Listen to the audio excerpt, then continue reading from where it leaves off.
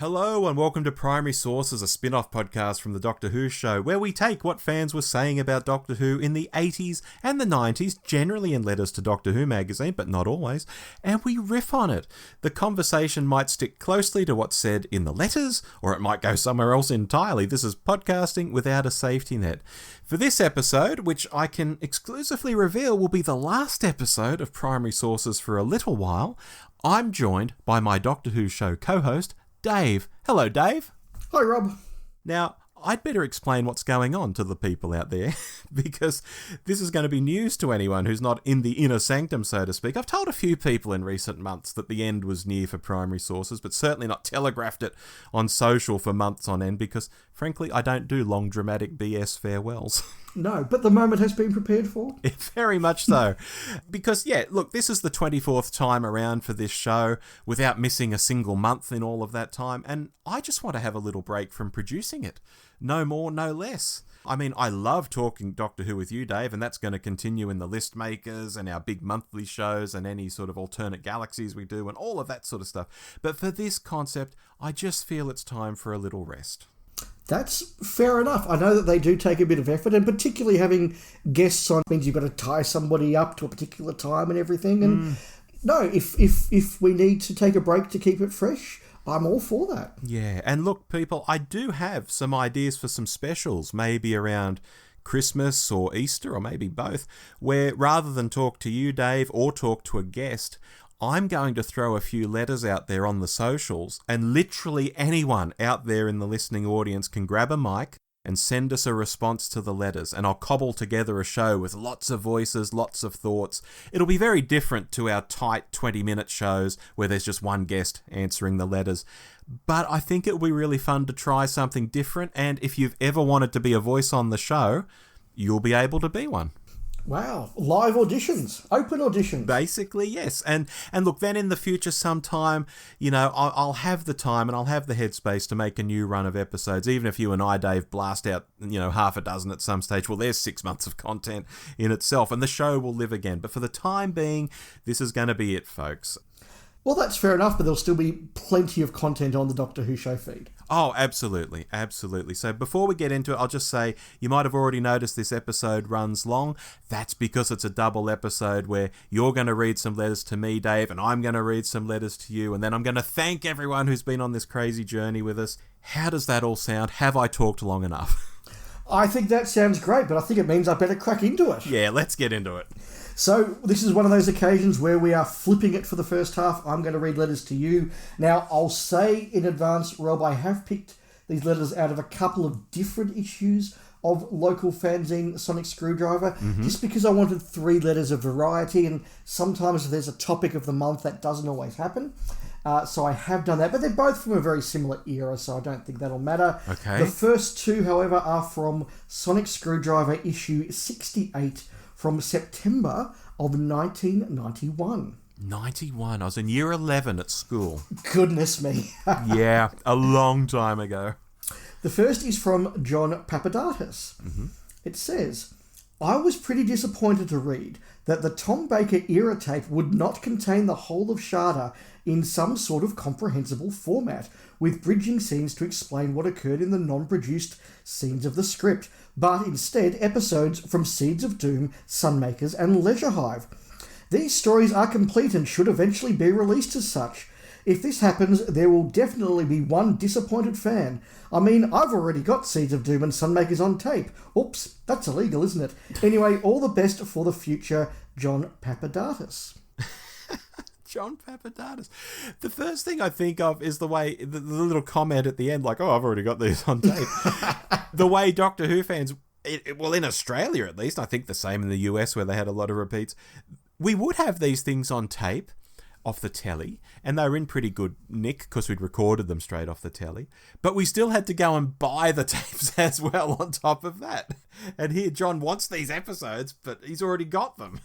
Yeah, it is that fabulous fan thing, isn't it? Like my dad and I, between us, we had a pretty much complete run of classic Doctor Who on dubbed or off-air VHS, but I still went out and bought the nice ones with the nice covers and, paying $25-$30 a tape for them. Yeah. In some cases, when I was importing them from the UK, like $50 or $60 for a double pack. Yeah. For something we had on, a TDK 180 video. Yeah, and when we look back now, such a fragile format.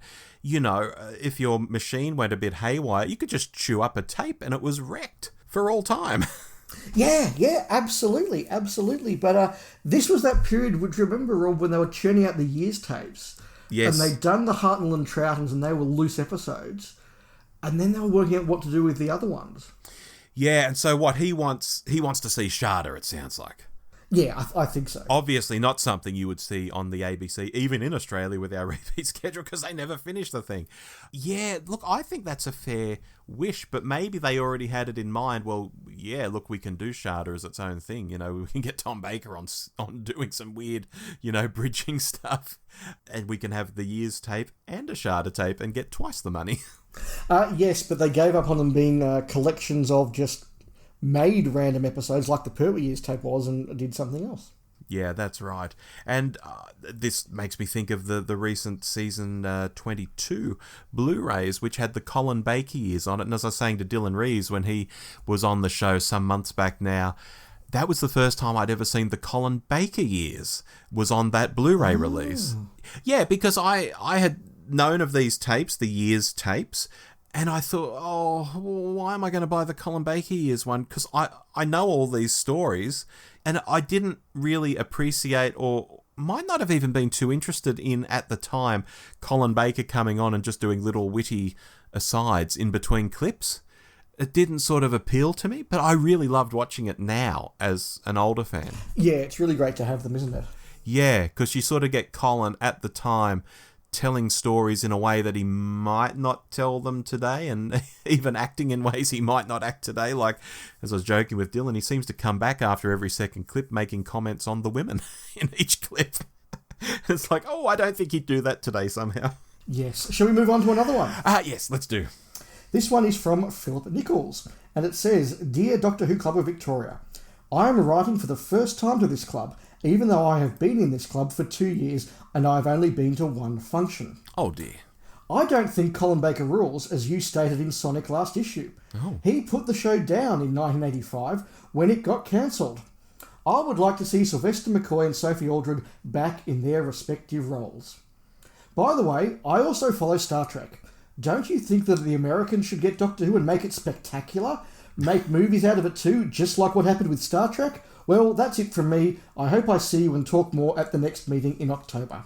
Wow. That's really out of step with fandom of the time, which was just terrified of the Americans getting a hold of Doctor Who in any way, shape or form. I mean, I think there was a bit of excitement where it was like, Spielberg, Amblin Entertainment, whatever it was.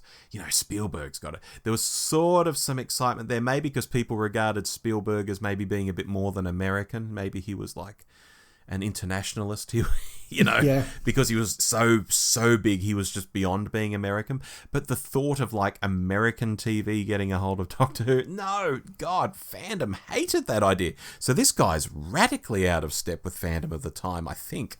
Yeah, I think so too, but clearly he was watching, in 91 it must have been early episodes of Next Gen, and I think Star Trek 6 came out in 91, maybe 92, but yeah, he's looking at it and going, well, they could do that with, this tin pot cheap 60s show in America. Well, why not do it to Doctor Who? And so many, as we've commented on over the years on our show, so many episodes a year on American TV, like the 24 episodes a year format. Yeah. Which Mike Solko and I actually talked about on a Primary Sources, and Mike was saying it's just murder. It's nuts to try and make that many episodes a year, and I did get his point. Although I made the counter that in a show like Buffy the Vampire Slayer, for example, it meant that you could have some experimental shows. You could have sort of the core stuff, the arc stuff, but then you could do some really weird experimental stuff on the side, and it wasn't really tripping anyone up because there were enough episodes to play with. And I kind of like that in some ways. Oh, I don't know. I don't know whether I like more having 6 to 8 episodes, event television per year, or 24 episodes. Some are going to be crap, but some are going to be amazing, and some are going to be highly experimental, and then years later you can go back and sort of pick and choose through them, and you have a lot of variety.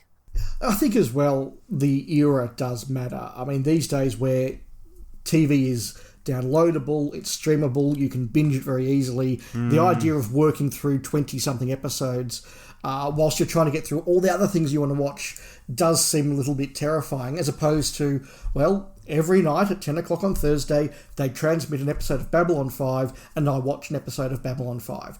And on Tuesday night at 11 o'clock, there'll be an episode of Deep Space Nine, and that's when I watch my episode of Deep Space Nine. That's just on my calendar, and it's all just sort of the thing you can work your week around. They were on late at night, weren't they? Oh, famously for the Treks here, I think Channel 9 had them. Yeah. And they quickly worked out that it didn't matter whether you put them on in prime time or at 11 p.m, the same number of people watched Star Trek. Yeah. Because no casual viewer wanted to watch it, and fans would watch it at any time. So they worked out, hey, put it on at 11 o'clock, the ratings are the same. Why would we waste a primetime slot? And in fact, I don't know about up there, but down here it was on after the Footy Show, which was a live sporting/variety show, which was the number one show in Melbourne at the time, and they would just let it sometimes run an hour over.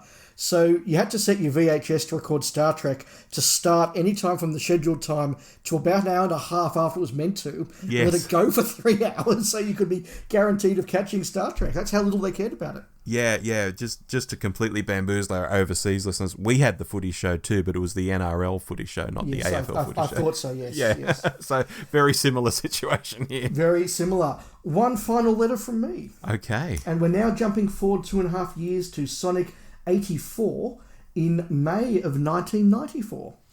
Wow. Okay. I'm at uni now. I'm in my middle year of uni. And I'm in high school. Okay. Dear Sonic Screwdriver, I just read my first copy of Sonic Screwdriver and it's great. It's like Doctor Who magazine, but specifically for local Victorian fans. Wow. This letter is about... Profound, isn't it? Yes. This letter is about Doctor Who, The Nude Adventures. Ooh. I refer to Ben Aronovich's Transit. Ooh. I don't see the necessity in constantly referring to any of the characters' breasts, as he frequently does. Benny's breast did this, then this happened to Canistry's breast, etc. Now, is this necessary for a good Doctor Who story? I think not. The TARDIS is hardly ever used. Would the Doctor really spend valuable time when he should be chasing around after the supposedly deadly foe, a pathetic computer virus, and rescuing the ever-wimpy Benny, bring back Ace, making pasta in what we assume is his house? Meanwhile, upstairs, Blondie and Cadiatu are having sex. More graphic, descriptive detail. What happened to the good old stories where the Doctor would romp around, thrashing the proverbial pants off the Daleks and Cybermen and the like? Would the Doctor feel threatened by something called a Houthi? A better name in line with the TV series would have been a space creature, a spore creature, or the fungoids. Where have the good old enemies gone? The Master, the Valier, the Rani, the Daleks, Autons, or the Sontarans? Instead, we get the Houthi, subsets named Fred, voodoo priests, and overgrown turtles named Shalonians. The concept of a youthful master in the land of fiction was pathetic. It would have been good to have the old master back in the land of fiction instead, rather than have his namesake turned up. One of the literal 1,000 more enemies would have been more interesting. Well, reading the new titles and plots, as the Doctor might say, the future holds true and only time will tell. Till next time, Warp, Andrew Headley. Oh, Andrew Headley, he makes me feel so conflicted, Dave. Because on one hand, I get you, Andrew. Why are we talking about breasts? Why are people having sex? This is Doctor Who, for God's sake. We shouldn't be doing that. There is part of me that still feels that way. And even as I get older, I maybe feel more that way. I feel more conservative about it. But at the same time, I think what the New Adventures did was absolutely quite right, to try new things and to have situations that wouldn't have happened on telly. we've spoken in past months about the Missing Adventure goth opera that you read on your holiday some months back. Yeah. And I said to you at the time, you couldn't do that on TV. And you obviously agreed, like, there's no way that could have been a Davo episode on TV. And again, there's part of me that's like, oh, I wish sometimes the books would be like, I'm just reading a story that could have been on TV. Some of the recent NSAs, the Peter Capaldi NSAs, were like that. It was like, this is just like a TV episode. It's amazing. But at the same time, I think it's quite right. This is the conflict in me, Dave. I still think it's quite right to do different things and to have Davo in this big, violent vampire adventure as well, because that's variety and it's interesting. And I guess maybe as long as you do have some traditional type stories and some of the newer stuff, it all evens out in the end. But when you're in the middle of the hurricane, like this guy is at the time, and you can't see a way out of it, and everything's new and weird, and they've wrecked Doctor Who. When you can look back from decades after, like we do now, it's like, oh, well, yeah, that was a bit of a weird story, but then these other ones were very traditional, and then we got this other range of books that did X, Y, and Z, and it's such a rich tapestry. And maybe that's the thing we should remember as fans sometimes when we're in the immediate vicinity of something we don't like. Step back from it a year, 5 years, 10 years. We think of things a lot differently. Yeah, it's something that I've been reflecting on a bit lately, is that we look back now, and I do personally, at the Virgin Range and all the rest of it. I have very fond memories and good nostalgia, and I love so many of them. But you forget that at the time they were new Doctor Who, and fans react in a certain way to new Doctor Who, and it's usually quite critical. And it's usually sort of harking back to what had happened. And I think that was the case here. And I agree with you, Rob. I think it's great that Doctor Who innovates and tries different things. Sometimes they work and they set a whole new path for the show to keep going for years and years. Sometimes they don't quite work. We go, okay, well, that didn't quite work. And I think that Transit did push a few envelopes, probably a little bit too far. Mm-hmm. It doesn't mean you can't have sex in Doctor Who, particularly in the written form. But, do we need to have lots of descriptions of breasts? Infamously, that book, one character described trying to get the taste of semen out of their mouth. Did we need that? Ooh, yeah. No, you can have sex without that. Yeah. Oh, you can. the Kama Sutra shows many ways. Anyway, we won't go down that rabbit hole. Yeah, look, I get you. And look, it's similar to what we were saying a moment ago about US television shows having 24 episodes a year. When the NAs were coming out monthly, and you've also got MAs, and it was similar with the EDAs and PDAs, and even the NSAs in their early days, there were tons and tons of those every year. You've got the room to play and do new things and get this variety in there. So I'm all for it, but at the same time, I am empathetic to some of his complaints as well. So I'm conflicted. Even after I've talked about it for 5 minutes, I'm conflicted, Dave. Fair enough. Well, look, they were 3 different snapshots of the early 90s from local fandom. I enjoyed your reactions, but Rob, it's a double episode. Is this in fact a double A-side? It is a double A-side, thank you. We don't talk much about the Beatles World Cup that Jono Park and I do, but yeah, let's talk about it now. No, we won't go down there. Dave, I have in front of me a Doctor Who magazine from the year 1986. Goodness me, I started school. February, to be precise. I started school on 1 February 1986, so there you go. Well, here we are. We're going to see what people were saying back then. I'm going to find a photo of me in February 1986 and tweet it when this episode goes out. Marvellous. I'll have to find one of me in like 94, and what was the other year? 91. Yeah, okay. A high school photo and a uni photo. All right. This first letter is called True Fans? ? Over the past couple of months, you have published a number of letters in your magazine which consist of attacks and sometimes abuse of the television series and your own monthly. These fans then usually sign off under phrases such as a true fan, an avid fan, and so on. If they love the program so much, why do they feel the need to heap criticism upon it in public? Issue 107 letters were particularly bad. Some of the avid fans' ideas left me cold. Is he/she really serious? A witch or a Buddhist as a companion? It may be good science fiction, but it certainly isn't Doctor Who. Other attacks on this series also annoyed me. Apart from Time Lash, the series was excellent. Certainly Attack of the Cybermen borrowed from other stories, but it ranks far above Earthshock, which I liked as well. There have been moans about the reappearance of old monsters, and perhaps there were too many in one season, but nobody can deny it was the Daleks, Cybermen, and the Ice Warriors who brought Who fame. Finally, a few words on the magazine. Still great. I was glad to see Gallifrey Guardian has returned to its original format. The interviews are great, although there are still no Pertwee archives. The last one was Monster of Peladon about 13 months ago. The comic strip is vastly improved. And that's from Patrick McConkey in Belfast, Dave. I have a couple of comments on that one. Yes. First of all, as a bit of a drive-by, one thing that we have spotted over the course of doing this mini podcast is proved again here, and that is if you just end your letter with a bit, by the way, DWM, I think you're awesome, you are much more likely to get published, it seems, and that's been proven again here. The other thing that I think has been really interesting guesting on this podcast, which, you know, Rob, you've been the driver of, and it's been your project, and it's been fun to take part, but the number of times when we read a letter and you just think to yourself, that could be a forum post in 2022 or in 1990 or whatever, and just some of the themes that don't change, and this real sense of gatekeeping in fandom, this real sense of you're a real fan but you're not, and they don't like the story so they're not a real fan. I like the stories, but I don't like Time Lash, so it's okay to not like one. Is that the threshold? Yeah. How does and that work? You're not allowed to say you're a real fan.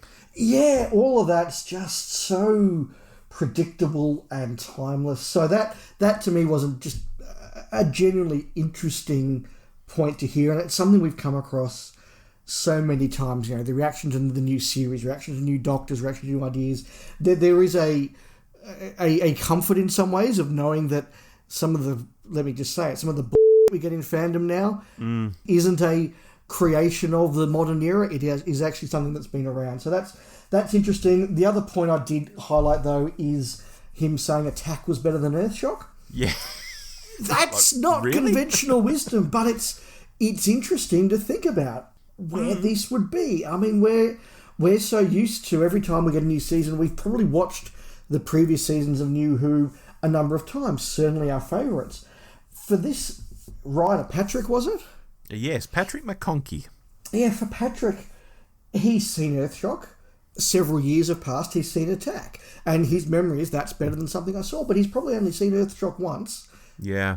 It's probably faded in the memory. And Attack would have been a very exciting season opener. So, like, it's kind of fun to laugh at it now because that's just not where the conventional wisdom is. Yeah. But also, yeah, like, it makes some sense. Yeah, and this other bit I'll pick out again.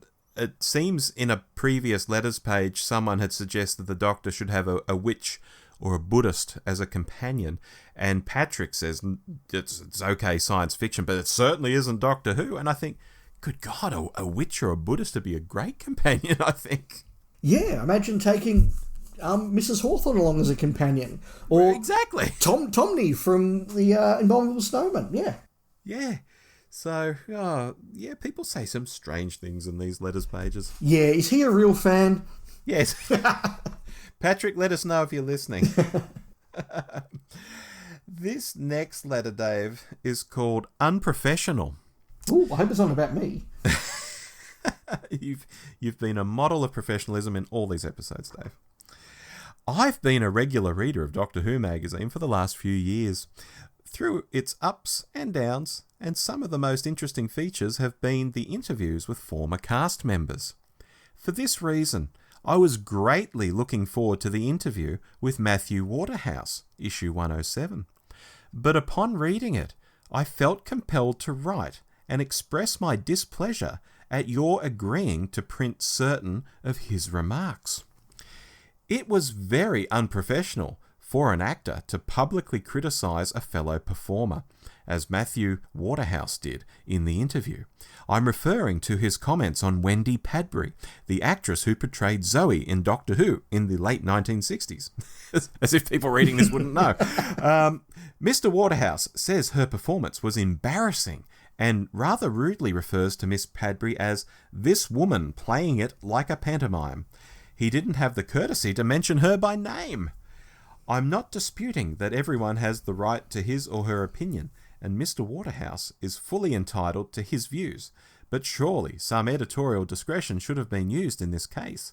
Criticism and debate are part and parcel of being a Doctor Who fan, but I cannot agree that personal abuse aimed at one of the people without whom your magazine would not exist, I didn't know Wendy Padbury was a publisher, has any place within its pages. That's Steve Brackley, Bognor Regis in West Sussex.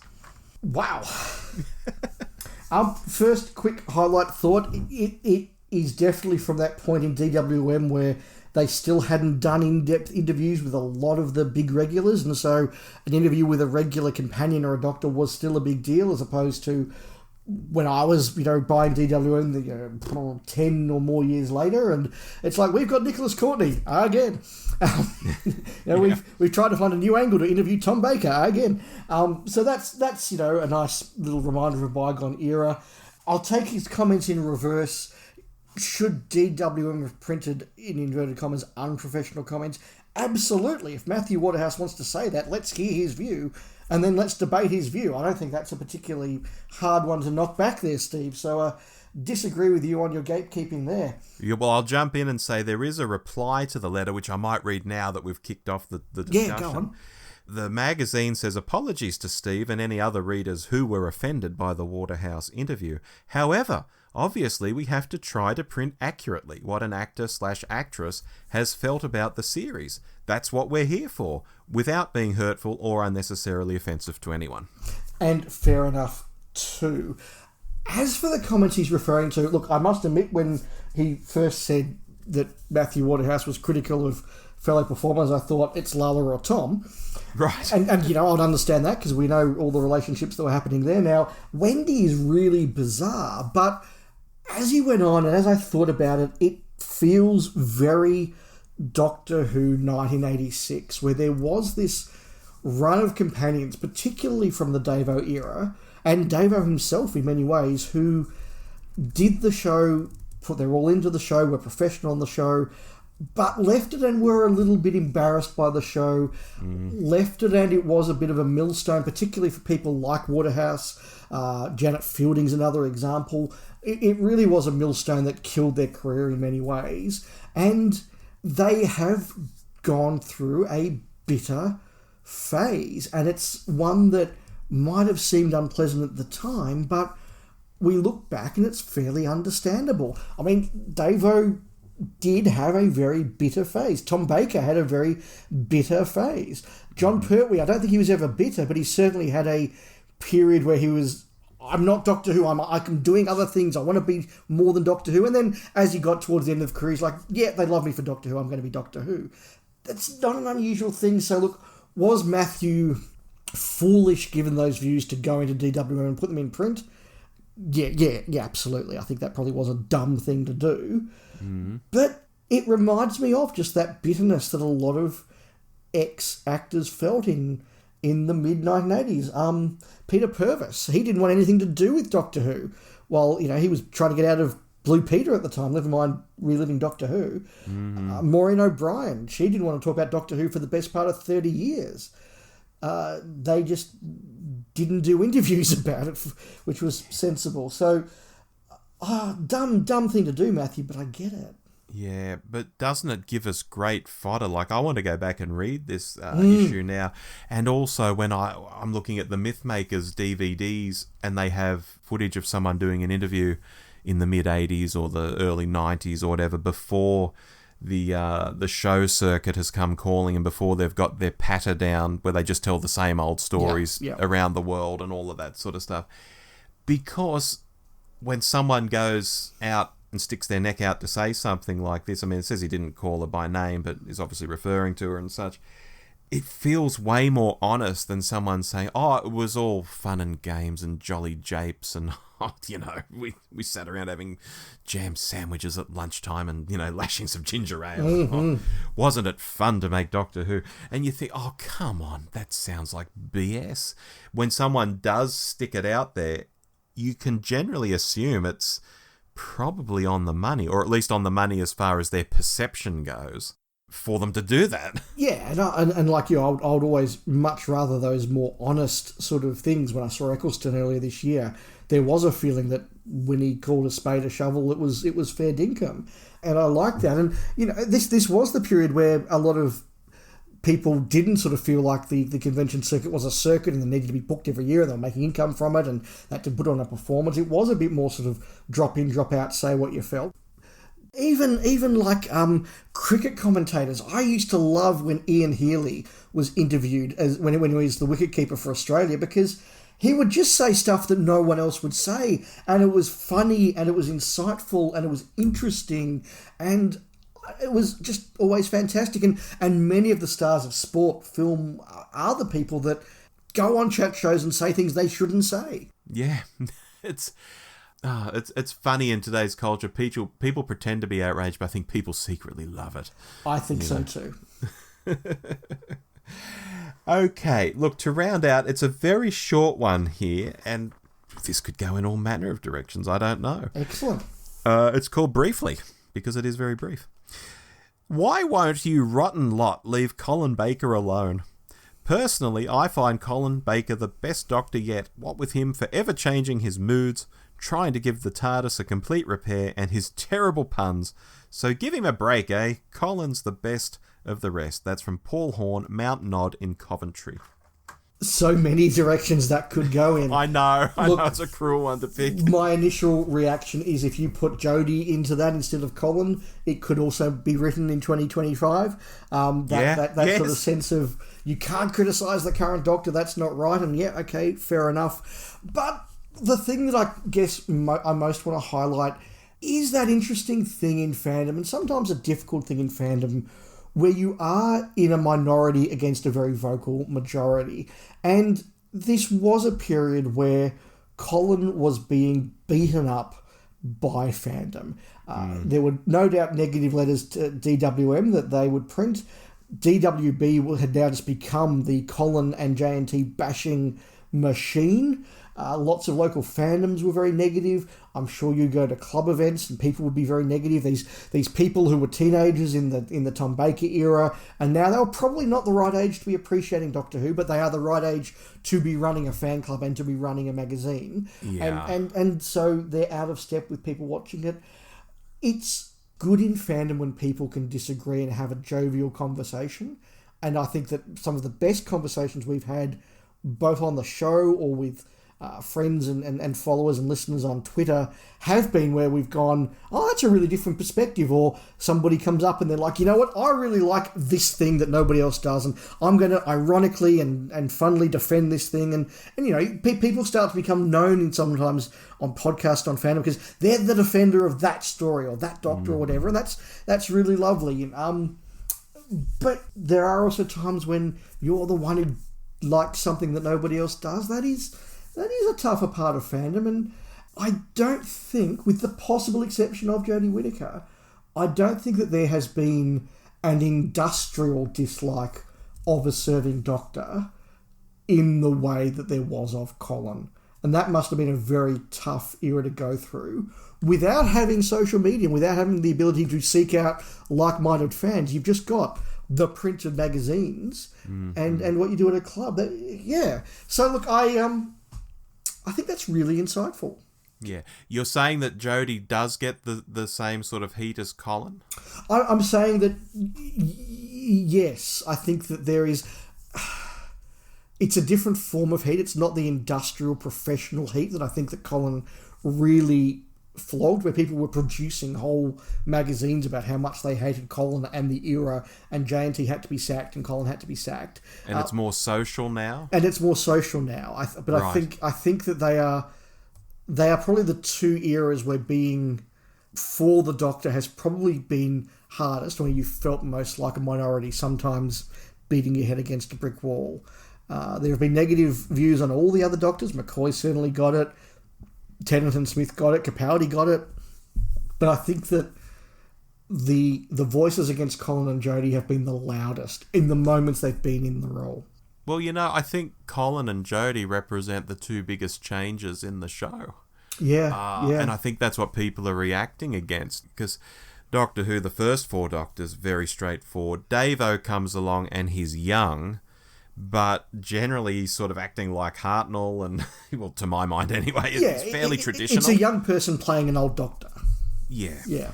But then Colin comes along and it is just wildly different. The throttling of Perry, the attitude, even ending that episode whether, I'm the Doctor whether you like it or not sort of thing. Yeah.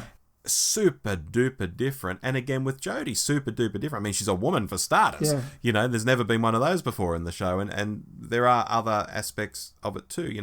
Chibnall's writing suddenly takes a swing away from the way Moffat was writing. And, although his writing took a swing away from RTD's, people seem to like RTD's and Moffat's writing a lot more than Chibnall's.